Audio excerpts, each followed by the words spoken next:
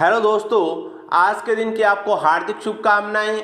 और हिंदी दिवस पर आपने भाषण देना है तो उसके लिए सबसे ज़रूरी ये हो जाता है कि आपकी भाषा शुद्ध होनी चाहिए। यानी कि किसी प्रतियोगिता में या स्वागत में आपने भाषण देना हो तो कम से कम हिंदी पर बोलते हुए आपके शब्दों का उच्चारण शुद्ध होना चाहिए। प्रभावशाली शब्दों का प्रयोग करें, तभी आपका भाषण अच्छा होगा। और अभी तो हिंदी का बहुत क्रेज़ हो चुका है, वेबसाइट पर, चैनल पर बहुत से लोग हिंदी सीख रहे हैं। तो आप हिंदी के सम्मान में शुरुआत कीजिए ये भाषण।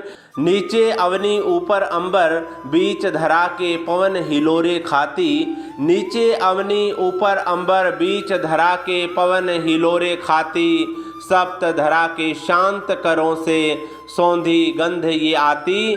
पुष्प गंध में बसा हुआ है आज यहाँ पर प्रांगण।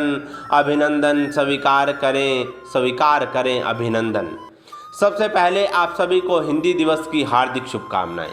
हिंदी दिवस के उपलक्ष्य में आयोजित कार्यक्रम में उपस्थित विभिन्न प्रतियोगिताओं के निर्णायक मंडल, सभी अध्यापकों, प्रतिभागियों एवं विद्यार्थियों का स्वागत करता हूँ। हिंदी साहित्य के लिए दूरदर्शी सोच रखने वाले युग प्रवर्तक साहित्यकार मुंशी प्रेमचंद, मैथिली शरण गुप्त, फणीश्वरनाथ रेणु, महादेवी वर्मा जैसी विभूतियों को नमन करें, जिन्होंने हिंदी भाषा के प्रति भारतवासियों की निष्ठा को दृढ़ किया। हिंदी भाषा हमारे महान साहित्यकारों की संस्कृति थी। कोई भी विचार या ज्ञान बहुत गहरा हो जाता है तो वह संस्कार बन जाता है और संस्कार से संस्कृति बन जाती है। राष्ट्रभाषा अपना स्वाभिमान हो, हृदय से हिंदी का सम्मान हो। राष्ट्रभाषा अपना स्वाभिमान हो, हृदय से हिंदी का सम्मान हो। भारतवर्ष की संस्कृति है हिंदी, हिंदी ही राष्ट्र की पहचान हो। असल में भाषा और संस्कृति एक दूसरे की पूरक है। जब हम अपनी सभ्यता और संस्कृति के साथ जीते हैं तो वहाँ पर भाषा भी वही बोली जाती है।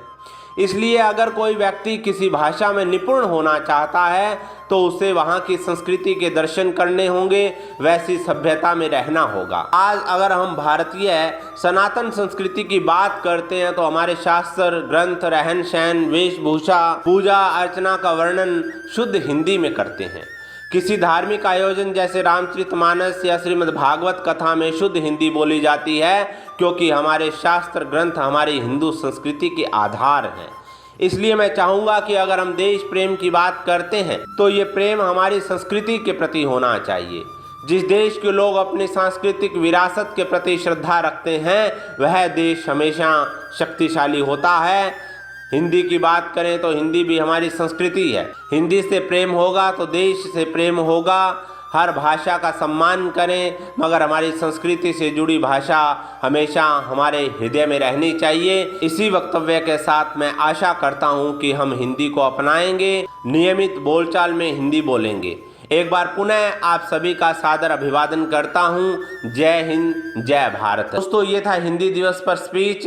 अगर आपने किसी भी मंच संचालन की भाषण की स्क्रिप्ट लेनी हो या मंच पर बोलना सीखना हो तो दिए गए कॉन्टैक्ट नंबर पर कॉन्टैक्ट करें। धन्यवाद।